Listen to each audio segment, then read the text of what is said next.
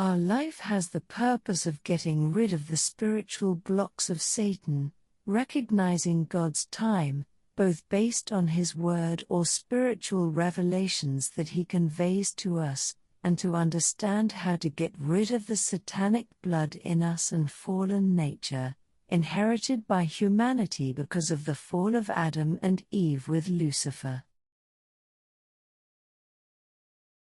When Jesus said that we are children of our father the devil, it means that there is a spiritual order that blocks God from loving us and blocks us from going to God freely.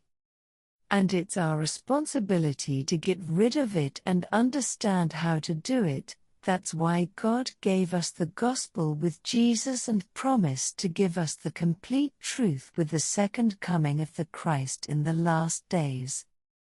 Without the Messiah, God cannot set us free. We are therefore dominated spiritually and physically, if we live in sin by Lucifer, who became Satan in the Garden of Eden. So we cannot easily feel the spiritual freedom that Jesus gave us, as we live in a world where Satan continues to be the god of this world, as the Bible says.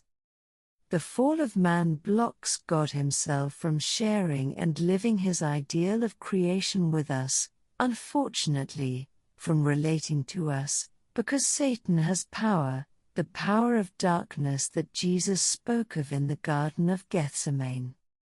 In fact, if we look at people in history who wanted to live for God, for example, Francis of Assisi, we see how much they suffered, eventually risking even losing their faith.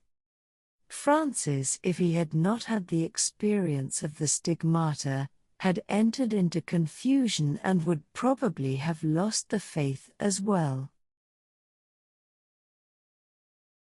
In our life of faith, if we have difficulties and blocks, it is not because God does not love us, but because Satan can block us with so many situations and people, to go toward God and make us more spiritually blind people than we already are. All the problems of society, the addictions that people have, drug smoking, alcohol, mania for the beauty of one's body, mania for sports, for free sex, mania for hobbies, in the end it is a search for something that doesn't make us feel empty in life, but in the end it is a search toward true love and happiness, toward God.